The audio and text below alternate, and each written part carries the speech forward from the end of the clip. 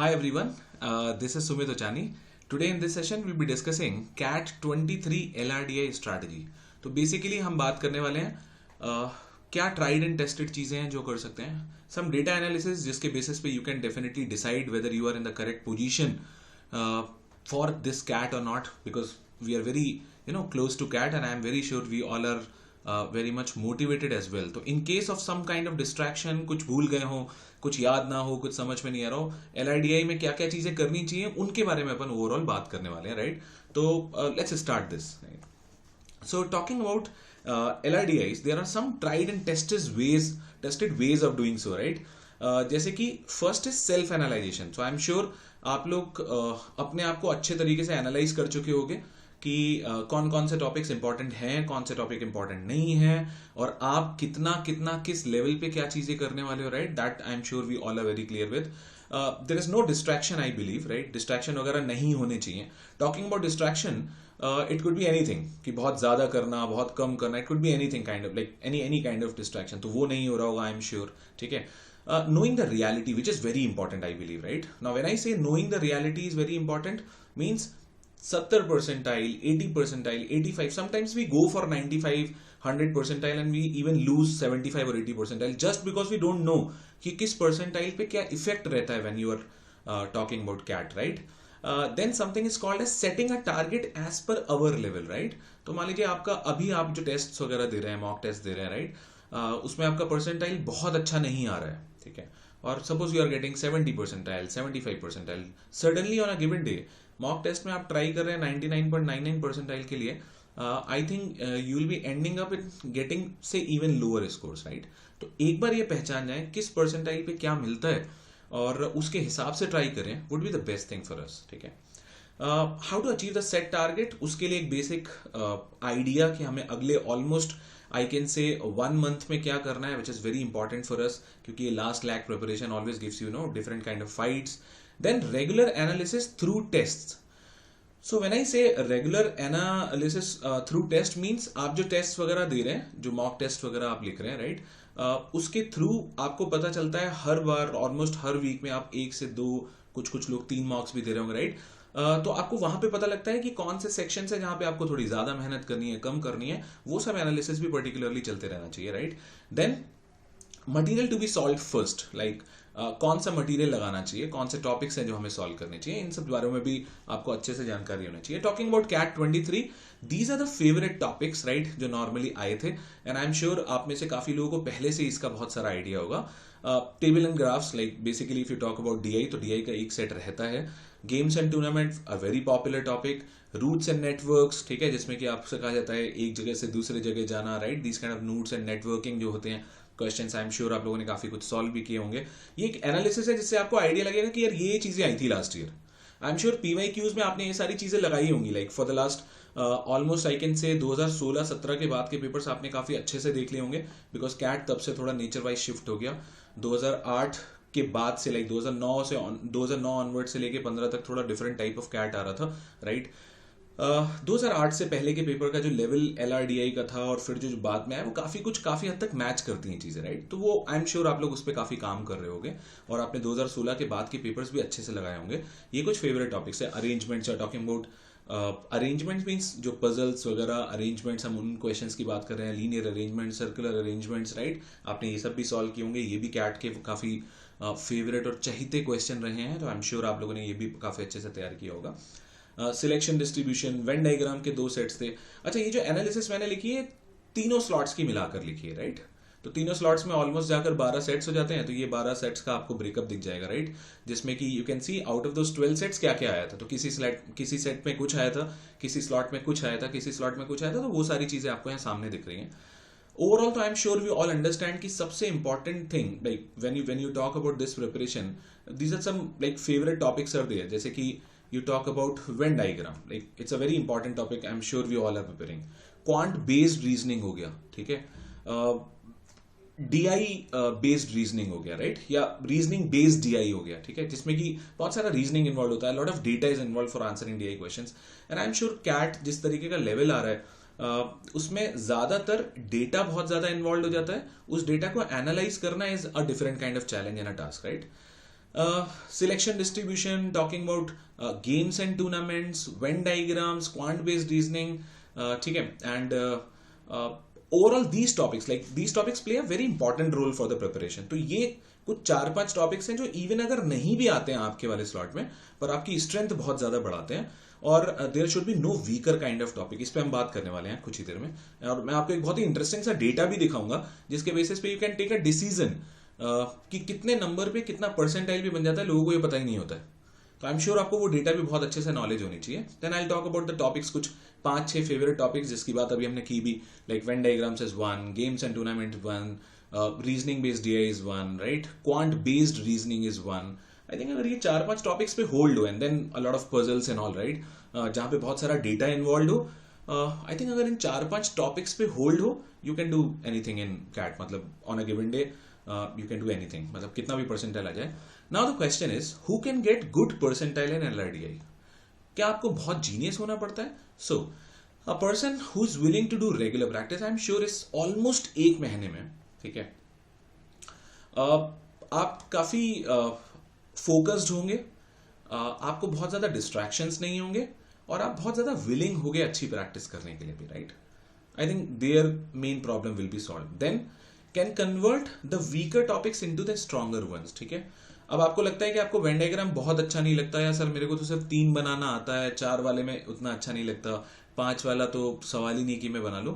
आपको comfort, level of comfort लाना पड़ेगा फॉर से 3 and 4, क्योंकि वो बहुत ज्यादा पूछे जाते हैं. ठीक है, तो आपको ये पता होना चाहिए कि बेसिकली हम गलती कहां कर रहे हैं. ठीक है, वो आपको वीकर से स्ट्रॉन्गर को कन्वर्ट करना आना चाहिए. And somebody who have a good support system, I am sure you are in touch with us also, right? The way we are putting a lot of analysis sessions and all, and I'm sure आप लोग काफी तैयारी भी कर रहे हैं. तो एक अच्छा सपोर्ट सिस्टम, यानी कि अच्छा मटेरियल आपके पास में हो, अच्छा आपके पास टेस्ट्स हो, वो सारी चीजों को आप सही से सॉल्व कर रहे हो. ये सारी चीजें नॉर्मली आपके पास अवेलेबल है if you will check from the core, right. तो क्या बहुत जीनियस होना चाहिए आपको LRDI में स्कोर करने के लिए? Let us look at something like some basic analysis of score versus percentile, which is very amazing. Although ये जो डेटा है हमने बिल्कुल रियल स्कोर कार्ड से ही कैलकुलेट किया है. मैं आपको कुछ डेटा यहाँ पे शो करना चाहता हूँ. मैंने थोड़ा सा मार्क भी कर लिया है पहले. Let us check for 75% in LRDI. Remember that there are 20 questions, 20 into 3 60 marks का एग्जाम हो जाता है. Talking about DILR right now, ठीक है ना. 6-6-4-4, I am sure we all understand, right. 4 sets का गेम है, 6-6-4-4 ये कॉम्बिनेशन रहता है. टॉकिंग अबाउट LRDI, 6-6-4-4 का ये कॉम्बिनेशन है. अगर आप देखेंगे तो सिर्फ 9.5 स्केल्ड स्कोर. अच्छा, व्हेन आई से scaled score, I am sure you know a bit of it. तो आप किसी ऐसे स्लॉट में रहे जिसमें कंपैरेटिवली एग्जाम सरल था, शायद आपका ओवरऑल स्केल्ड स्कोर थोड़ा कम होगा, बट मोटा माटी मानते हैं कि scaled score is somehow score. वरना उस कैलकुलेशन में अभी we are not open to it, and that's very tough to calculate कि एग्जैक्टली कितना किस स्लॉट के लिए रहा. बट हाँ, मोटा माटी एक आइडिया रहता है कि ठीक है 9.5, दैट मीन्स बंदे ने अगर 4 वाला एक सेट भी कर लिया, 4 क्वेश्चन वाला, तो सर काम बन जाता है और 75 परसेंटाइल आ जाता है. और मैं आपको बता दूं कि 75 परसेंटाइल पे कोई भी IIM पर्टिकुलरली इससे ज्यादा नहीं मांगता है for a particular section. Then overall percentile it could be anything, but talking about sectional percentile, 75 is the thing that you can definitely look for, right? More than 70 percentile is always the task for a lot of sections, right? For all the sections. तो कोई भी IIM specifically नहीं बोलता कि मेरे को 95 percentile quant में चाहिए या LRDI में चाहिए. तो आपका ये बेसिक आय होना चाहिए. सिर्फ एक सेट भी अगर किसी बच्चे ने लास्ट ईयर कर दिया था सही, out of those 4 sets, 40 minute में उसका काम बन गया था. एटलीस्ट वो रेस में था, फॉर IIM's एलिजिबिलिटी थी. ठीक है. देन टॉकिंग अबाउट 82 परसेंटाइल, एक 80 परसेंटाइल वाला फिगर मैंने उठाया. You can see it is somewhere around 12 marks. ठीक है. 95 percentile if you check would be somewhere around say 18-19 marks. 18-19 marks का मतलब अगर आपने 6 क्वेश्चन वाला एक सेट कर दिया था, ऑलमोस्ट काम सा बन गया था. 6 क्वेश्चन वाला एक सेट कर दिया था, काम सा बन गया था, राइट. 95 परसेंटाइल भी आया था, यहाँ पे 15 मार्क्स के आसपास कुछ आया, right. And then talking about 99.79, which is one of the potential toppers of the country, right. Out of those 2 lakh students, इस बार कंपैरेटिवली ऑब्वियसली काफी ज्यादा लोगों ने फॉर्म भरा. आई am sure you all understand those datas and all, right. तो जो 2.5 2.6 था वो ऑटोमेटिकली बढ़ के 3+ लाख लोग हो गए, which is quite amazing, right. But यहां पे देखोगे तो सिर्फ 35-36 मार्क्स पे, that means almost around 12 questions. 12 questions का मतलब दो दो 6 वाले लगा दिए, दोनों 6 वाले लगा दिए, and believe you me time होता है, मतलब काफी टाइम होता है, ठीक है। आपके पास अच्छा टाइम होता है, आप एनालाइज कर सकते हो, you can just analyse the section well and then you can go for it. Talking about CAT 21, वो भी बहुत ज्यादा अलग नहीं था। एक बच्चे ने 9 नंबर लाया तो उसका 65 परसेंटाइल के आसपास, एक बच्चे ने 12 नंबर के आसपास स्केल्ड स्कोर लाया तो obviously 72 percentile. If you got around 17 marks means almost 6 questions 85 percentile. Data दिखाता है थोड़ा सा इजी रहा होगा। 39 मार्क्स पे obviously one of the potential toppers kind of thing. तो ये चीजें आपको देखनी है, यहां पे आपको समझना है। ओवरऑल वन सेट अगर 6 वाला ब्रेक कर दिया, 6 क्वेश्चन वाला, यानी कि 18 नंबर ले आए, दोनों कैट ये दिखाते हैं कि 18 नंबर पे भाई कम से कम 85 परसेंटाइल मीन्स 85 परसेंटाइल तो एंड करोगे ही करोगे। तो बहुत ज्यादा एम्बिशियस होके ऐसा ना हो कि कहीं एक सेट भी ना हो, और ऐसा हो जाता है जस्ट बिकॉज ऑफ प्रेशर, ऐसा नॉर्मली होता है। तो please don't lose your heart by writing CAT and all. Tough भी आता है, it is tough for everyone, easy आता है, it is easy for everyone, please remember this. Okay, some tips to improve LRDI, right? Some strategy kind of thing that you can definitely do. Learn from your mistakes. Do not try to create a lot of favorites, although you should have some favorites. But सिर्फ favorites के basis पे game नहीं खेलना है, आपको काफी defavoritize करते हुए topics को normalize करना है, और सारे topics इतने तो आने चाहिए कि यार set आया तो लगाने के लायक तो हो।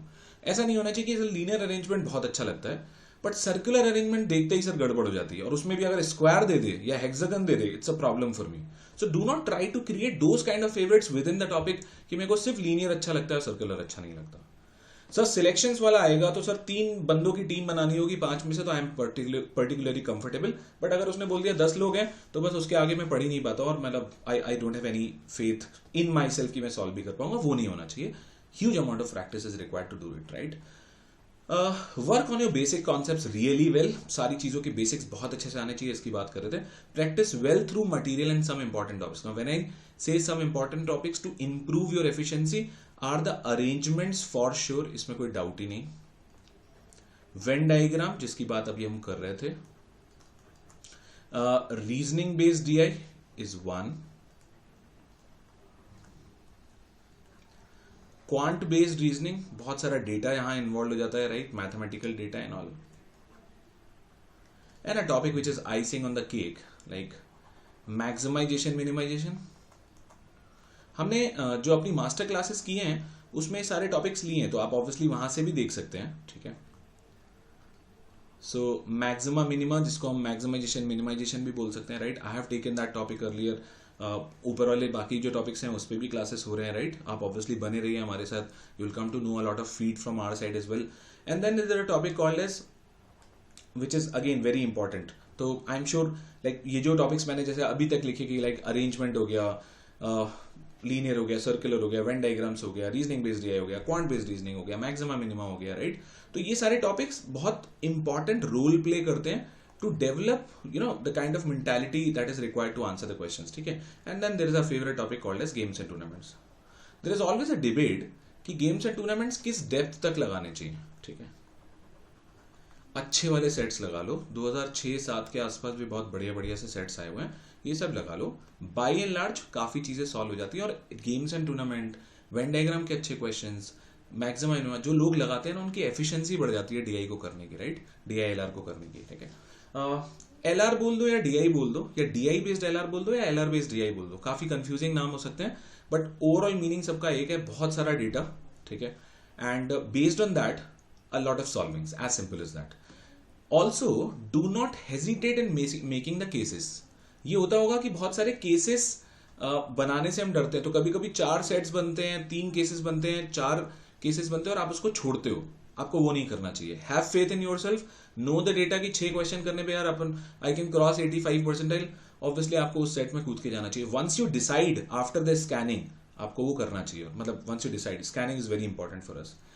Thumb rule is obviously lower number of attempts can fetch higher percentile, that you already know.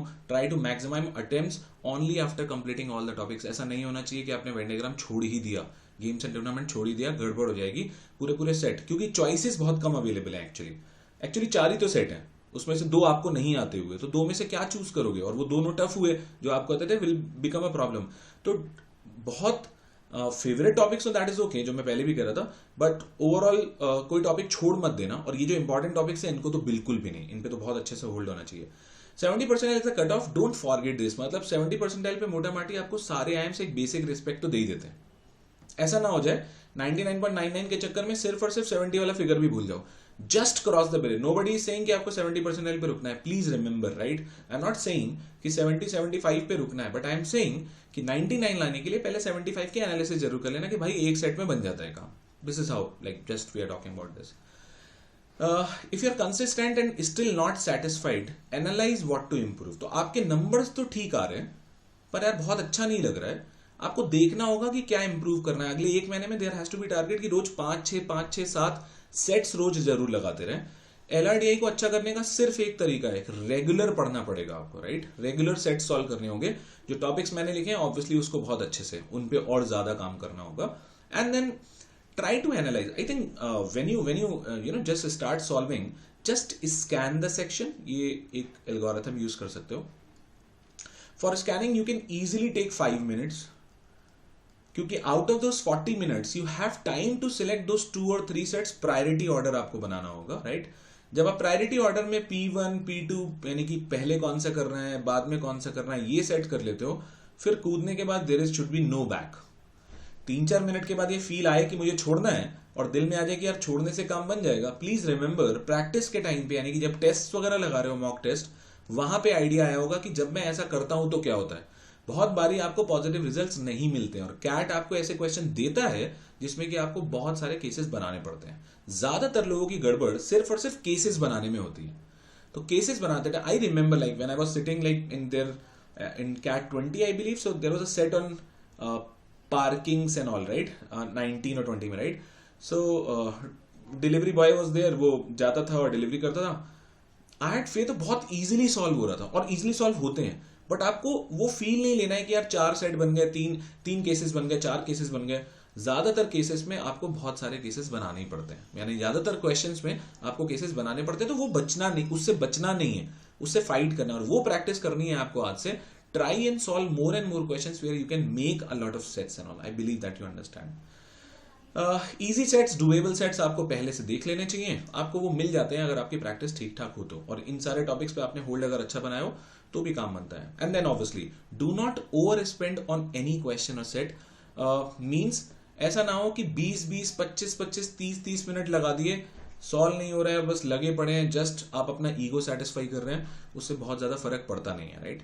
Hope this session would add a lot of value if you want to talk more on the analysis and all. आपको कोई और भी questions हैं, if you want specific questions to be answered, right, you can write in the comment box. वहाँ से भी आपको काफी कुछ feeds हम देते रहेंगे. Hope you have enjoyed the session. For any other more information, you can always write us at support@toprankers.com. Thank you. Thanks a lot.